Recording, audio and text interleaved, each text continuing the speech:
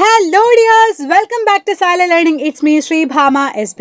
ഹായുടെ മക്കളെ, മിസ് എന്ന് വന്നിട്ടുള്ളത് നിങ്ങൾക്ക് വളരെ യൂസ്ഫുൾ ആകാൻ പോകുന്ന ഒരു വീഡിയോ ആയിട്ടാണ്.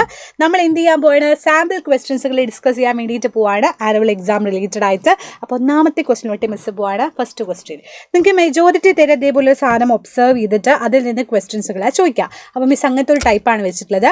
പിക്ചർ തന്നിട്ട് അതിൽ നിന്ന് ഒബ്സർവ് ചെയ്ത് ക്വസ്റ്റ്യൻസിന് ആൻസർ ചെയ്യാം. റെഡി? നോക്കാം നമുക്കല്ലേ. ഈ പിക്ചർ നോക്കിയേ. ഇതിൽ നിന്ന് what are the different kind of vehicles that you seen? ഇതിൽ എന്തൊക്കെയാണ് ഡിഫറെന്റ് വെഹിക്കിൾസ് കാണുന്നത്?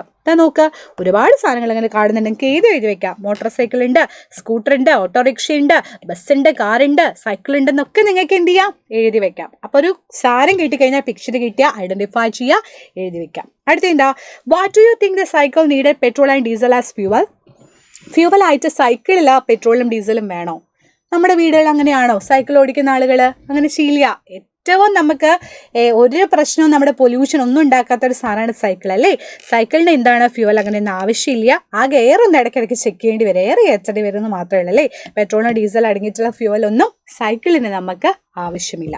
അപ്പോൾ which of the vehicle do you think given of smoke put a red mark on dose എന്ന് പറയുന്നത്. നമ്മുടെ പിക്ചറിൽ നിന്ന് നമ്മൾ റെഡ് മാർക്ക് ചെയ്യാൻ പറഞ്ഞിട്ടുണ്ട്.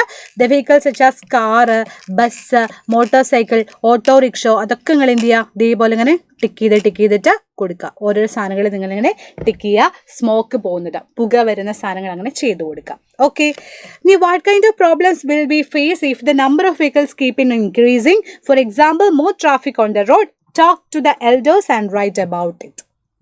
അപ്പോൾ നിങ്ങളോട് പറഞ്ഞതാ, ഇതുപോലെ നമ്മളാണ് അങ്ങനെ വെഹിക്കിൾസ് ഇൻക്രീസ് ചെയ്യുന്ന സമയത്ത് എന്ത് പ്രശ്നമാണ് ഉണ്ടാവുക എന്ന് ചോദിച്ചു. എന്താണ് ഉണ്ടാവുക? പൊല്യൂഷൻ അല്ലേ.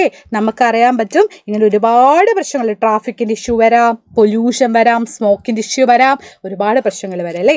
നമ്പർ ഓഫ് വെഹിക്കിൾസ് ഇൻക്രീസ് ചെയ്യുന്നതനുസരിച്ച് പ്രോബ്ലംസ് ഒരുപാട് വരും. ട്രാഫിക് ഇൻക്രീസ് ചെയ്യും, എയർ പൊല്യൂഷൻ വരും, നോയ്സ് പൊല്യൂഷൻ വരും, ആക്സിഡൻറ്റുകൾ കൂടും. അപ്പോൾ ഏത് വേണേലും എൻ്റെ മക്കൾക്ക് എഴുതി വെക്കാം, ഏത് എഴുതി വെച്ചാലും സെറ്റാണ്. അടുത്ത ക്വസ്റ്റ്യനിലോട്ട് പോയാലോ. Suggest some ways to deal with the problem rising out of the growing number of vehicles.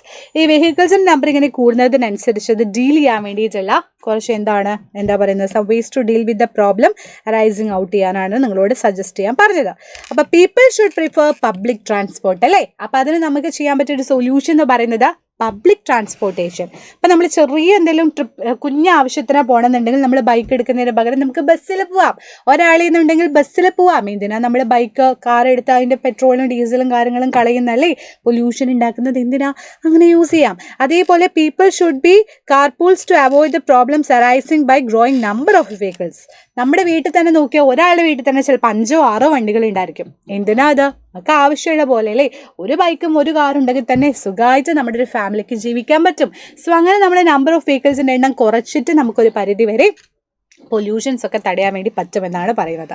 സെറ്റാണെന്ന് വിചാരിക്കുന്നു. അപ്പോൾ എൻ്റെ മക്കൾക്ക് ഇമ്പോർട്ടൻ്റ് ആയിട്ടുള്ള ക്വസ്റ്റ്യൻസുകളാണ്. ഇതുപോലെ പിക്ചർ തന്ന ക്വസ്റ്റ്യൻസുകൾ ചോദിക്കും. അപ്പം നന്നായിട്ട് പഠിക്കുക, സെറ്റാക്കാം കേട്ടോ. സോ ഓക്കെ മക്കളെ, ഇനി നെക്സ്റ്റ് വീഡിയോയിൽ കാണാം. അതുവരേക്കും bye bye, see you dears.